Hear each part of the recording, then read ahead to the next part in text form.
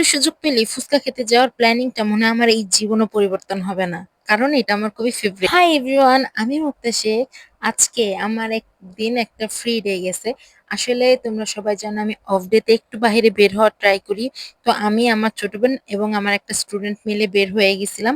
একটু বাইরে একটা কাজ ছিল ইম্পর্টেন্ট। সো বের হওয়ার পর সন্ধ্যার দিকে বাসায় ব্যাক করার এই ফুচকা স্টলটার মধ্যে গেছিলাম। এই ফুচকাটা হচ্ছে আমাদের এলাকার স্কুলের সামনে যেই ফুচকা স্টল বসে, ওই ফুচকা স্টলটা এই মামার দোকানে ফুচকা খাই আমরা। প্রায় মানে তেমন একটা খাওয়া হয় না, বাট মাঝে মাঝে এটা খাই। সন্ধ্যা প্রায় অনেক হয়ে গেছে, আমরা সবাই ফুচকা অর্ডার করার জন্য বসছিলাম। তো ফুচকা শেষ, ভেলপুরি ছিল। তো ভেলপুরি অর্ডার করছি। এখানে আমার মা বাসা থেকে ফোন দিয়ে নানান কিছু বলতেছে, এত দেরি হইতেছে কেন? যেহেতু ফুচকা নাই তাই আমরা ভেলপুরি অর্ডার করে দিছি। আমরা পার পিস মানে আমরা সব তিনজন যেহেতু ছিলাম, আমরা জনপ্রতি 50 টাকা করে ভেলপুরি অর্ডার করছি। অ্যান্ড ফাইনালি আমাদের ভেলপুরি চলে এসেছে। এখানে 50 টাকা 9টা মানে 9 পিস করে ভেলপুরি দিছে।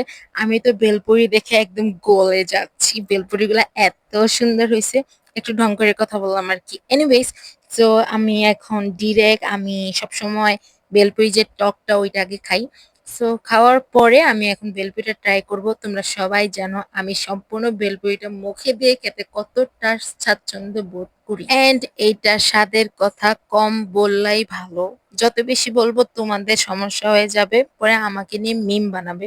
বাট টু বি অনেস্ট অসম্ভব অসম্ভব অসম্ভব মজা হয়েছে।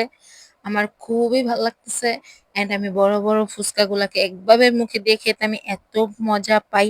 অনেক ভালো লাগতেছিল। দেন আমরা খাওয়া দাওয়া করে বের হয়ে আসছি, অনেকটা দেরি হয়ে গেছে, বাসা থেকে কল আসতেছে, আম্মু বকাঝকা করতেছে। সো এই ছিল আজকে ছোট্ট একটা ব্লগ।